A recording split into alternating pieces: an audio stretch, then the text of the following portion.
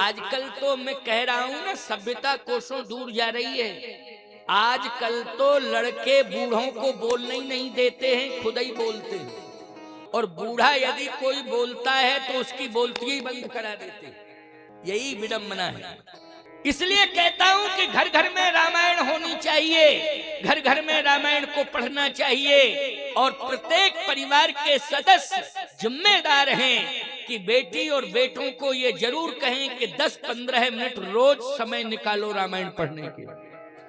पूरा का पूरा प्यार दो, लेकिन उन पर दबाव भी बनाओ। प्यार देने में कोई हर्ज नहीं है, बच्चों को प्यार देना चाहिए, लेकिन उन पर आपका इतना अधिकार भी होना चाहिए कि प्रत्येक बेटी और प्रत्येक बेटा कम से कम 10-15 मिनट रामायण को रोज पढ़ें और अर्थ सहित रामायण को पढ़ें। मैं दावे के साथ कह सकता हूं, चैलेंज है हमारा, यदि भारत के युवान, हर घर की बेटियां, हर घर के बेटे यदि 10 मिनट अर्थ सहित रामचरितमानस को पढ़ेंगे, उनका हृदय परिवर्तन हो जाएगा, उनमें संस्कार आ जाएंगे और अपने से बड़ों का सम्मान करना सीख जाएंगे। केवल रामायण पढ़ने से, अर्थ सहित रामायण पढ़ने से इतना बड़ा परिवर्तन आएगा कि अपने से बड़ों का सम्मान करना सीख जाएंगे। और एक बात बतावें, यदि उनके सामने कोई ऐसी चुनौती आ जाएगी और किम कर्तव्य मूढ़ हमारी संतान हो जाएगी, तो मैं सत्य कहता हूं, उस भटकने वाले मार्ग से बचाने वाली अगर कोई उस समय होगी तो वो रामायण होगी, जो अपना ज्ञान दे करके अंतर मन में चेतना पैदा कर देगी और तुम्हारी संतान को सुरक्षित कर देगी। केवल सिर्फ रामायण के विचार, और कोई उपाय नहीं है, कोई उपाय नहीं है, कोई विकल्प नहीं है। केवल तुम माथा पीटते रह जाओ, छाती पीटते रह जाओ, लेकिन परिवर्तन नहीं आ पाएगा। और परिवर्तन आएगा तो मैं सत्य कहता हूं, रामचरितमानस विकल्प है और कोई विकल्प नहीं। इसलिए रामचरितमानस की कीमत भारत वालों तुम्हें तो समझनी ही चाहिए। रामचरितमानस की कीमत तो आज पाश्चात्य देश के लोग भी करने लगे हैं, समझने लगे हैं। इतने परेशान हो गए हैं, वो इतने परेशान हो गए हैं कि भौतिकता ने उन्हें अंधकार में डाल दिया है। अब वो बचने का उपाय खोज रहे हैं। तो बचने का उपाय आज अन्य देशों में भी केवल रामायण ही विकल्प बचा है। इसलिए रामायण की डिमांड अन्य देशों में भी होने लगी।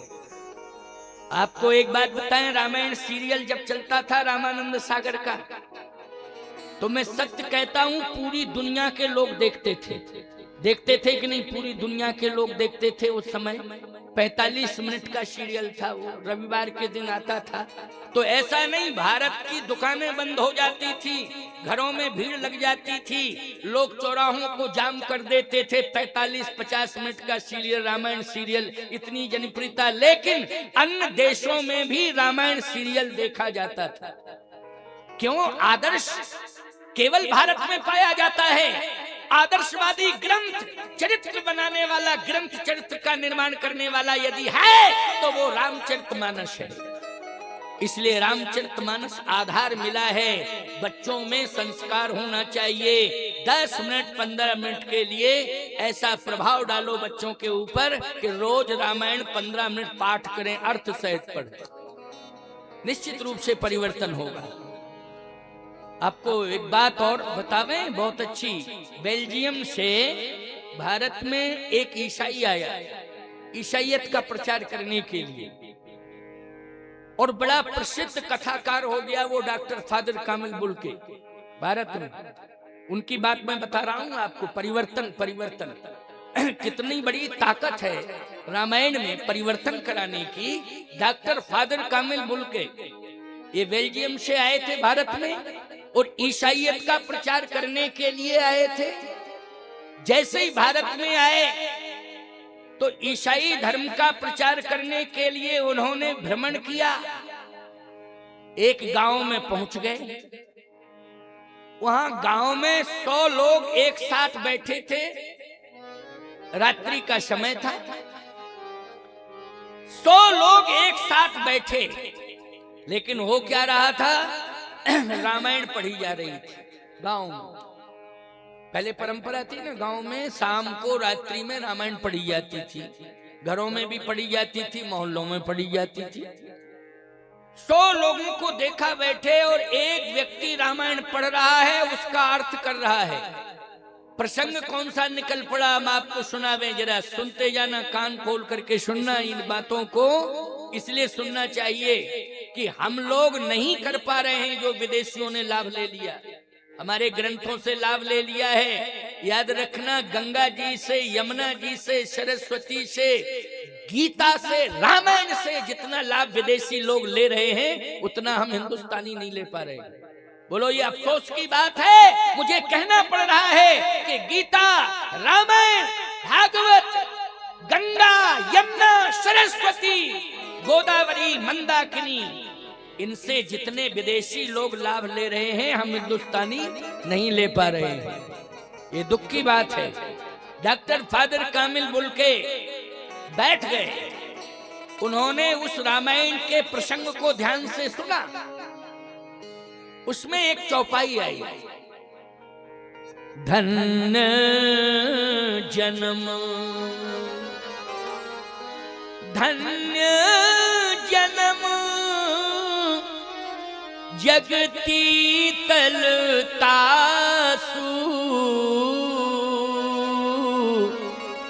पितहि प्रमोद चरित सुन जासु। विशेषता ये थी बुल्के साहब की कि वो हिंदी भी जानते थे, इसलिए उनको बेल्जियम से भारत भेजा गया था कि हिंदी भाषी देश है, गांव में हिंदी को ही समझ पाएंगे लोग, इसलिए तुम किसी तरह से प्रभावित करो, ईसाई बनाओ और प्रभावित करके ईसाईयत का प्रचार करो। हिंदी जानते थे वो। उन्होंने जब इस चौपाई को कान में सुना, इसके बाद अर्थ किया। किसने? उसी बुढ़े ने जो रामायण पढ़ रहा था गांव में, जहां 100 लोग बैठे हुए थे। धन्य जन्म जगती तलतासु, पितहि प्रमोद चरित सुन जासु। उसका जीवन इस धरती पर सार्थक है जिस बेटे के चरित्र को सुनकर के माता पिता प्रसन्न होते, और धन्य है वो संतान जो अपने माँ बाप को देवता मान करके पूजती हो, और जिसके चरित्र को सुन करके माता पिता नित्य प्रसन्न होते हैं और आशीर्वाद देते हैं। और धन्य है वो संतान जो अपने माँ बाप को देवता मान करके नित्य पूजती हो। डॉक्टर फादर कामिल बुल्के ने कहा कि मैं उस देश से आया हूं जहां 80 साल के बूढ़े माँ बाप को अवांछनीय तत्व समझा जाता है।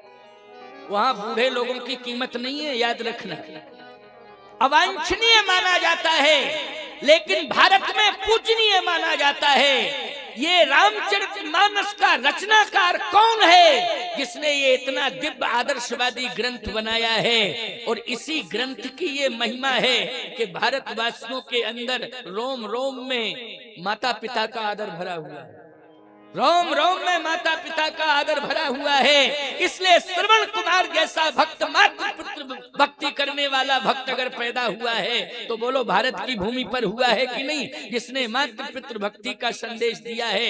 ये ग्रंथ, इस ग्रंथ को मैं पूरा पढ़ूंगा।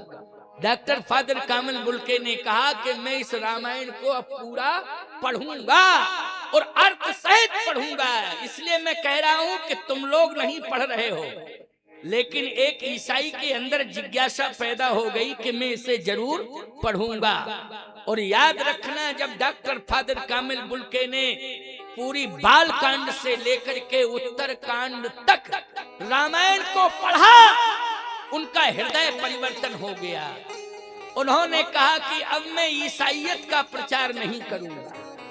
देखिए बोलो, हृदय परिवर्तन किसने किया है? हथियार ने किया है कि भुजाओं ने किया है? अगर हृदय परिवर्तन एक अंग्रेज का किया है, ईसाई का किया है, तो रामचरितमानस ग्रंथ ने किया है प्यारे।